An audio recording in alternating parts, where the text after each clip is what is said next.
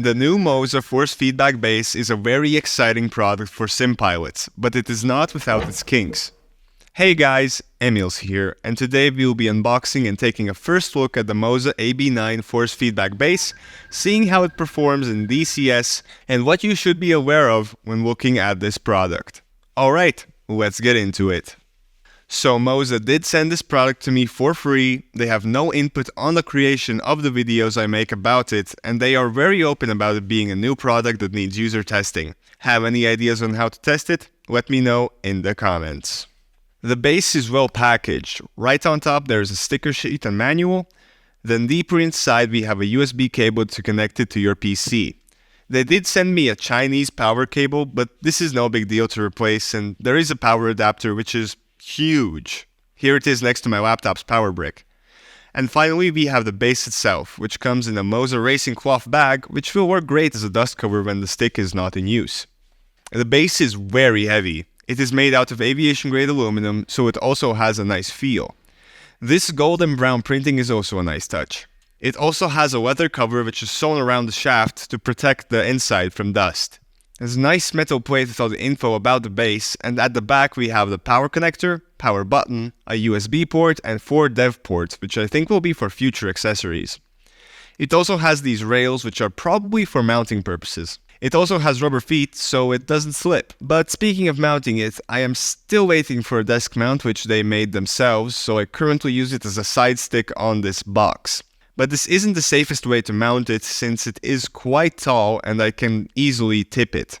So I would say it pretty much requires you to have some sort of mounting system for proper use.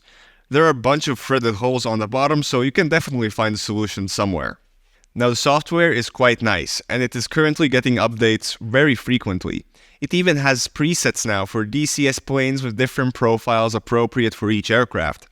Now there is still some way to go and it isn't without its kinks, though these things are probably due to firmware as well.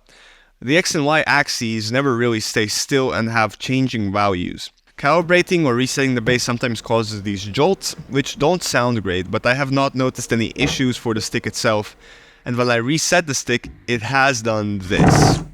Keep in mind, Moza is actively working on these issues and are sending me new firmware versions on the regular, so I think we will see some improvements in the future.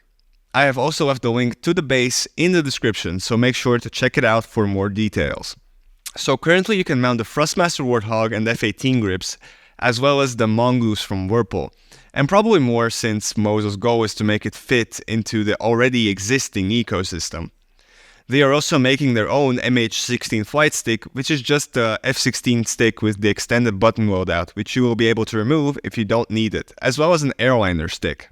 Now let's get into the Phantom to test it out. So I also turned on the Phantom profile in the Moza software, and man oh man, you can feel the Phantom in your hands. The shake of the cockpit translates into the base and stick. On takeoff you can feel a shake, and you can also feel it calming down when you get into level flight. And making tight turns brings it back. Oh wow. High G's vibrates more. It is a really amazing feeling coming from something like the T16000 or even the Warthog stick. In the Phantom, where it is also constantly experiencing vibrations, you can feel a small vibration all through the flight. Now I also tried firing the rockets to see if that could also be felt, but it couldn't. And it probably makes sense. I will need to test it with some bombs as well, since that usually gives a bigger jolt to the aircraft. And we finally have real trim, because the stick moves in the direction you are trimming it, as you can see here. Now, there does seem to be a slight delay from the input to the game itself, but it is barely noticeable, and I don't even notice it if I'm not looking at the stick. You really need to try force feedback to believe and understand how it feels. While I may not know how it should feel like, as an amateur sim pilot it feels amazing, and even with some of the hiccups currently, I know Moza will continue to improve it.